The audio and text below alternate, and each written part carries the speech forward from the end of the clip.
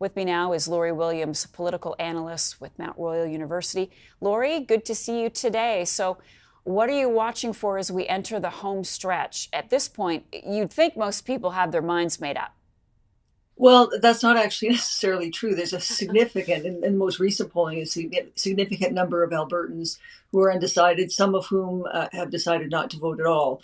And I think most of those people are the ones that are either turned off by the negativity or are traditional conservative voters who can't bring themselves to sort of go all the way across to the NDP.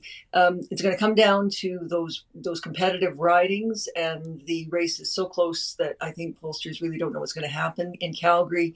Even though some polls are putting the UCP significantly ahead in Calgary, they're within the margin of error of one another, and in some of those battleground tight ridings, there's going to be lots of campaigning going on over the weekend. I think the fact that Pierre Poilievre endorsed Danielle Smith at this stage in the campaign tells you that the UCP knows it's close and they're concerned.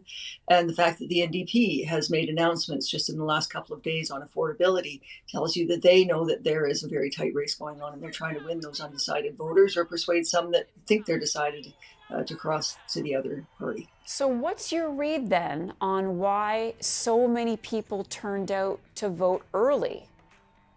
Well, I know a lot of people sort of think that there's some significant bellwether in advanced polls, and it can be as simple as convenience. People who know it's important to them to vote, they know that it can make a difference. In one of the Calgary ridings in 2015, there was a tie vote in Calgary Glenmore, and so they know their vote can make a difference. They want to make sure that they can vote at a time that works for them. They don't want to sort of leave it to maybe something coming up and preventing them from voting or standing in a long line on voting day. So it's hard to make any sort of connection between the number of people who show up at advanced polls and what happens on voting day.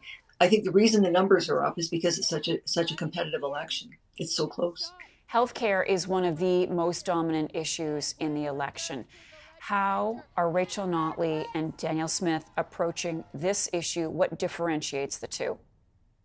Well, I think the big difference is Danielle Smith's record and, frankly, the United Conservative Party's record.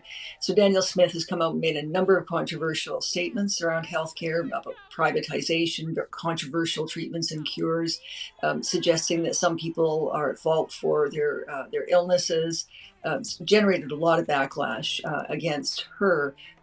Whereas Rachel Notley and the other thing with the UCP is that under Jason Kenney, there's a real animosity between healthcare workers and the government. And we've actually got one of the largest numbers of vacant residencies for family doctors in Alberta. And some people are attributing that to the tense relationship between healthcare workers and the government.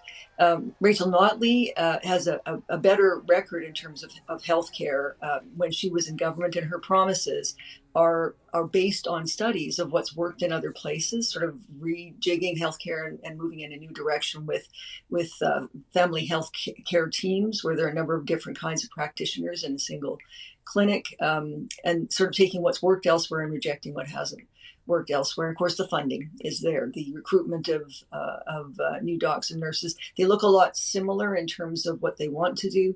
The question is whether Danielle Smith has the relationship with healthcare workers to accomplish it. Lori, with the race so tight, do you think it's going to be a long night Monday? Oh, very much. We're expecting to be up late on Monday night and up early Tuesday morning, talking about and sort of analyzing what happened.